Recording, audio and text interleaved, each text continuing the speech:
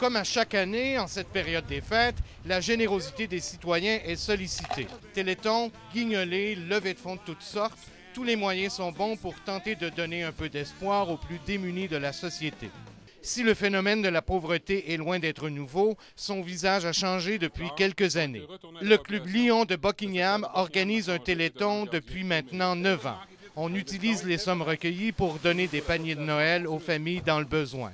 Chantal Courchaine, la directrice de la Maison de la famille de la Vallée de la Lièvre, qui organise la distribution des paniers, a vu le visage de la pauvreté changer. Si on prend l'exemple de Papier Fraser, où les gens vont perdre une grosse partie de leur fonds de pension, mais ces gens-là ont travaillé toute leur vie, donc ils se retrouvent devant une nouvelle réalité, ils vont être confrontés à la pauvreté. Selon Mme Courchaine, faire une demande de don pour la première fois peut être une situation embarrassante, à un point tel que plusieurs s'isolent et refusent d'en parler même à leur propre famille.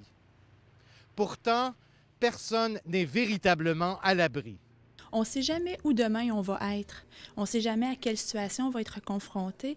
Donc, c'est important que les gens ne vivent pas cette solitude-là. Selon Moisson-Outaouais, 31 200 personnes de la région, dont plus de 12 400 enfants, n'auront pas de cadeau à Noël et n'ont rien à manger. Yvon Brodeur, un des principaux organisateurs du Téléthon du Club Lion, a eu l'occasion de constater la misère que vivent certaines familles. Mais moi, les cas le pire que j'ai vu, ça a duré à peu près 10 ans, parce que là, ils ont fermé la maison, parce que c'est vraiment insalubre. Mais la première année, j'étais là, c'était une vieille maison, puis dans le temps, il y avait une genre de shed où on mettait nos grands-pères mettaient le bois pour chauffer dans la maison, c'était le poêle à bois. Et puis, il y avait un jeune de coucher là, avec une TV, puis une chauffette électrique. Tout au long de l'année, l'Ami de l'Entraide vient en aide aux personnes qui ont de la difficulté à se nourrir. Sa directrice, Lucie Carrier, constate que de plus en plus de familles et de personnes seules ont besoin de dépannage alimentaire. Depuis juillet de cette année, on l'a senti qu'il y avait une croissance de clientèle énorme. Et ça s'est accru en novembre. Le mois de novembre qui vient de passer, c'est incroyable.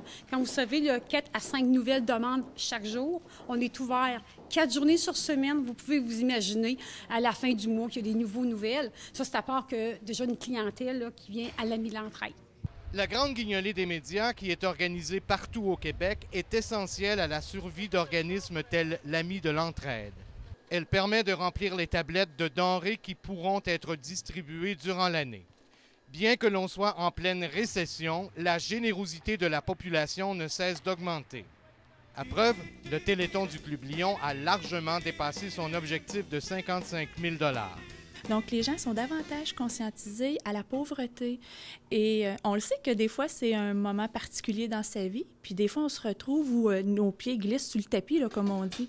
Fait qu'il faut s'entraider. Puis je suis contente de voir que les gens ont répondu à l'appel. Parce que nous, on les voit, les gens qui viennent. Puis c'est pas facile pour eux.